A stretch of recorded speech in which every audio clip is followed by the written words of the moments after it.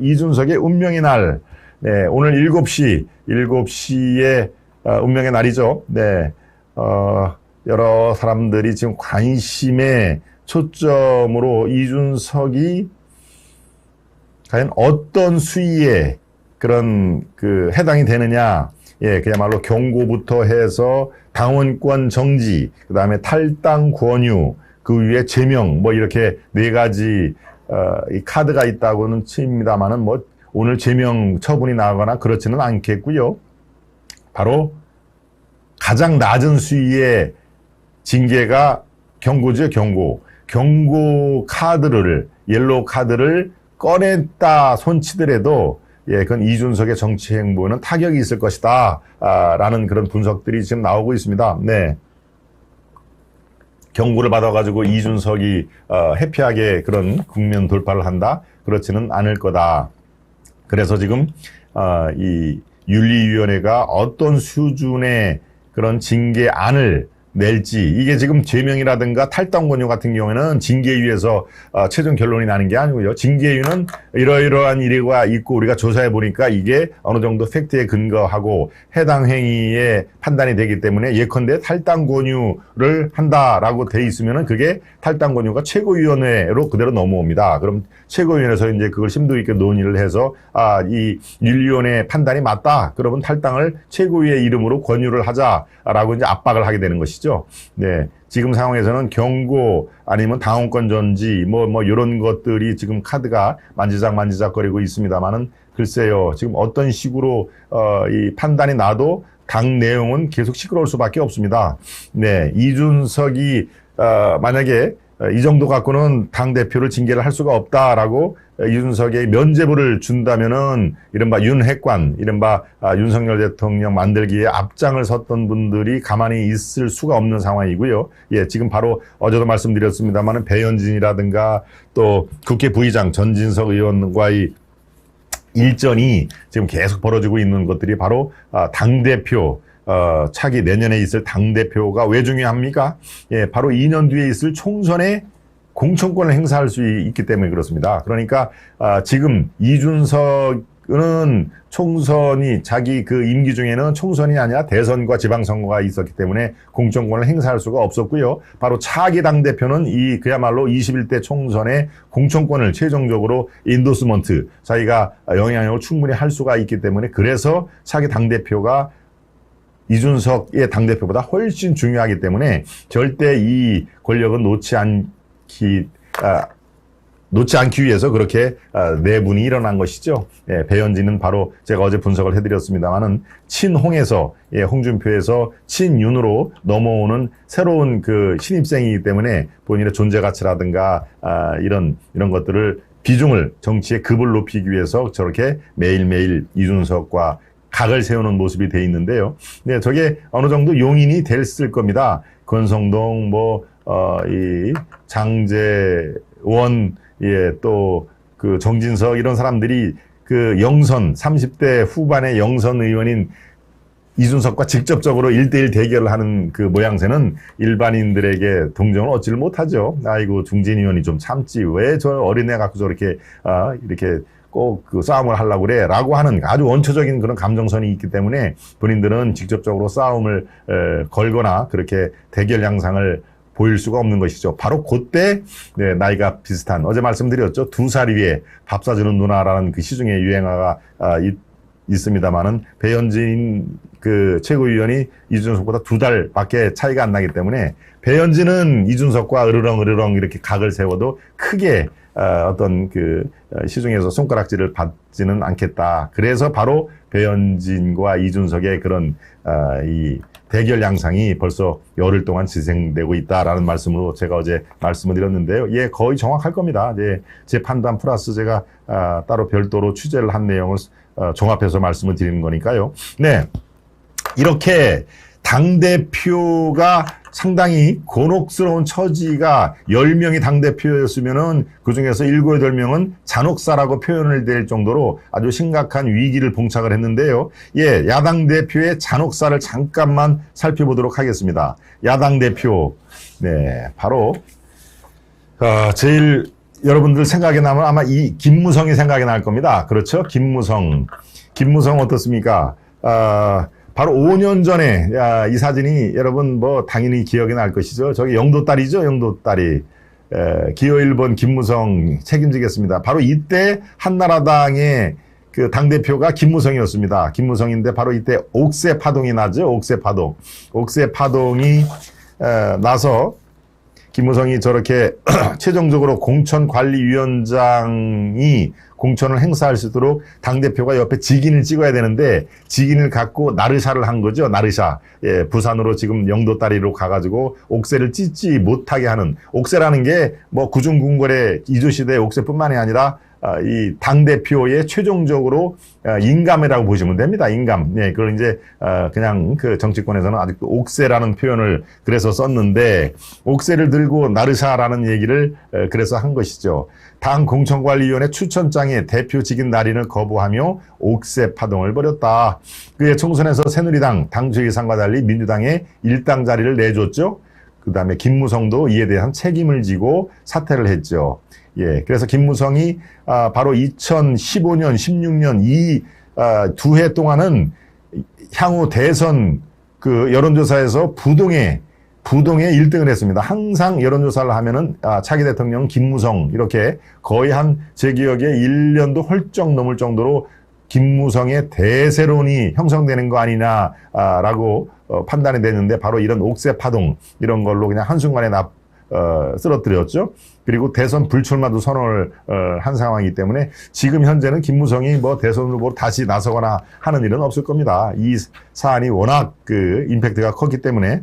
또 이정현이라고 있었죠. 이정현 전 대표, 박근혜 대통령의 복심으로 불렸는데요. 바로 2016년 8월 전당대회에서 주호영을 꺾고 일약 당대표로 선출이 됩니다. 그런데 친박의 전폭적인 지원을 받기는 했는데 그 뒤에 어떻습니까? 박근혜의 이른바 국정농단 사태로 직격탄을 맞은 것이죠.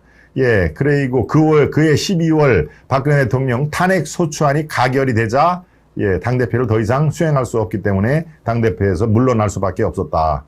그리고 친박계 인사들, 이미 이제 박근혜 대통령이 영어의 몸으로 교도소로 들어가고 친박계 인사들의 책임이 불거지면서 2017년 1월에는 새누리당을 탈당, 바로 직전에 당대표가 그 당에 탈당을 하는 그런 그 굴욕을 맛본 것이죠. 예. 그랬던 이정현이 이번 지방선거에는 어떻습니까? 전라남도 지사로 출마를 했죠. 예, 국힘.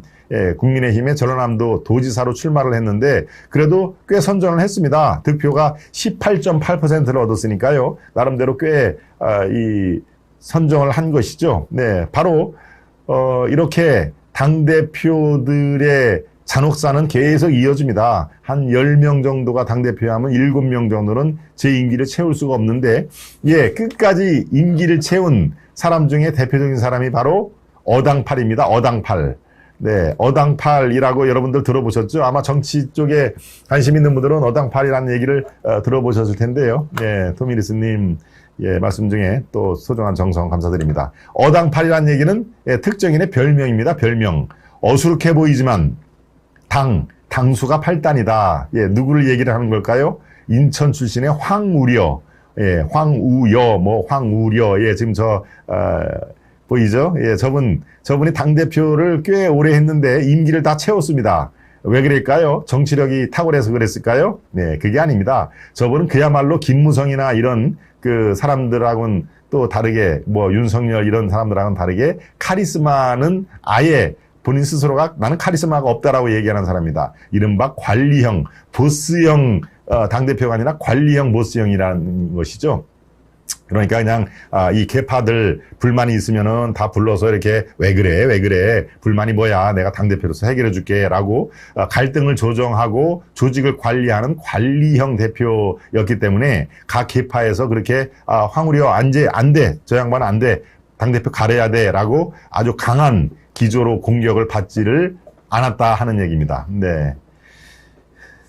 그래서 이 황우여 전 대표가 2012년에 당대표로 선출이 됐는데 이 기간에 총선도 이기고 대선에서도 모두 승리를 했습니다. 예, 그러니까 예, 아주 관운이 좋은 것이죠. 예, 본인의 어떤 지도라든가 아주 사람을 끄는 카리스마가 있는 게 아니라 그야말로 갈등을 이렇게 조정을 하고 말씀드린 대로 조직을 이렇게 도닥이면서 하는 그런 그 관리형 대표라는 점에서 이분 황우려 씨가 최근에 당대표 중에서는 거의 유일하게 임기를 채운 그런 케이스가 됐죠. 아까 말씀드린 대로 김무성, 뭐 이정현 이런 분들은 이른바 잔혹사의 그 터널에서 벗어나질 못했고요. 바로 이준석이 이제 당대표에서 바로 김무성, 이정현의 길을 걸어 갈 것이냐, 아니면 임기를 다 끝내고 차기를 도모하는 황우여의 길을 걸 것이냐라는 게 바로 오늘 7시에 결정이 된다. 이 말씀을 제가 드리고 싶어서 꺼냈습니다.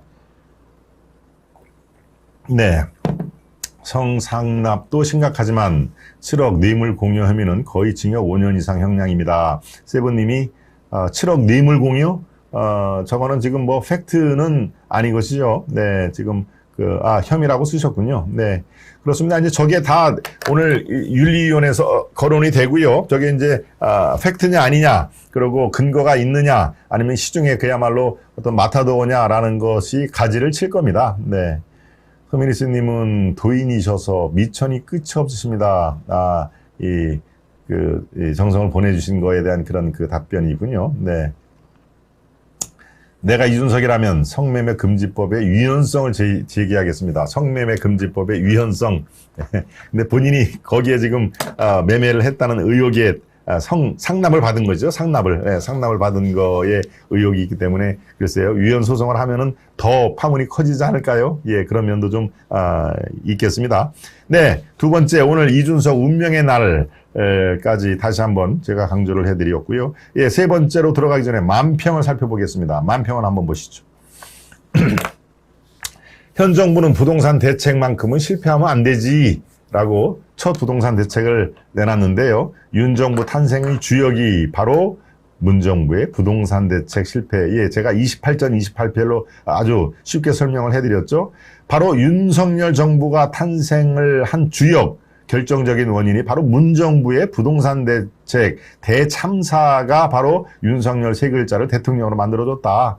그러니까 지금 TV 쇼파에 앉아서 부부가 이렇게 얘기를 하죠. 현 정부는 부동산 대책만큼은 실패하면 안 된다 하는 얘기를 만평에서 보여줬네요. 네, 두 번째 만평 보겠습니다.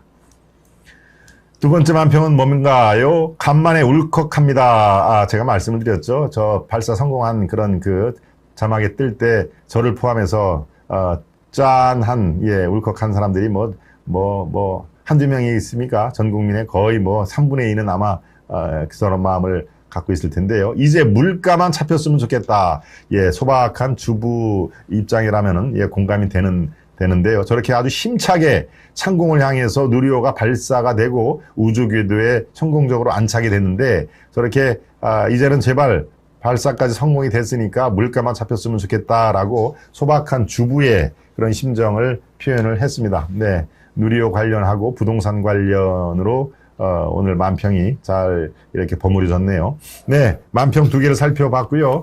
네, 우리 시청자 여러분 지금 들어오신 분들도 적지 않아 계시죠? 중간쯤에 여러분들이 지금 저와 또 김동원의 하이파이브를 성원을 해 주신다면은 가장 쉽게 성원을 할 수 있는 방법을 제가 알려드리겠습니다. 그렇습니다. 예, 좋아요 버튼을 살짝 눌러봐 주시는 게 가장 쉽고도 확실하게 도울 수 있는 방법입니다. 그리고 깜빡해서 아직 구독 버튼을 못 누르신 분들은 구독을 이렇게 눌러봐 주시면은 그게 바로 저희들에게 가장 쉽고도 확실하게 도울 수 있는 방법이니까요. 예, 제 말씀 끝나기가 무섭게 한번 도움을 청하겠습니다. 예, 천일TV님, 권희선님, 세븐님, 서인길님, 19시에 즐거운 만찬을 기다려봅시다. 19시, 예, 바로 윤리위원회가 19시에 열린다는 것을 서인기님이 다시 리마인드를 시켰고요. 문재인이 양상 가고 윤석열 시대가 오니까 성공하네요. 그렇죠. 누리호가 말씀을 드렸습니다만은, 네, 준비한 사람은 따로 있고, 스포트라이트 받은 사람은 또 따로 있더라 하는 얘기를 제가 아까 한참 했습니다. 네.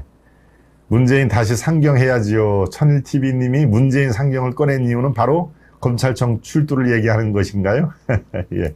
노무현 대통령이 양산, 봉하마을에 내려가서 다시 상경을 한 게 그 검찰청 포토라인의 선거를 아마 지금 말씀을 해주신 것 같은데요. 예, 글쎄요, 참 전직 대통령이 그렇게 계속 같은 그 사안으로 포토라인 서는 것도 참 민망합니다만은 글쎄요, 제가 거듭 말씀을 드린 대로 없는 죄를 일부러 만들어서 뒤집어 씌우면은 그게 정치보복입니다. 그게 그렇지만 저질러 놓은 죄를 현재 있는 법으로 적용을 해서 수사를 하고 이 재판에 넘기는 것은 바로 예, 법치국가의 법 적용인 것이죠. 예, 검찰, 경찰 이런 수사기관들의 존재 이유는 뭐 한동훈도 얘기를 했습니다만은 그렇습니다. 그거 엄중하게 수사를 하라고 우리가 국민 혈세로 월급을 주는 거 아니겠습니까? 그러니까 정치 보복이냐 아니면 그야말로 아주 건전한 상식을 기반으로 한 법 집행이냐라고 하는 것은 천부당 만부당하게 너무나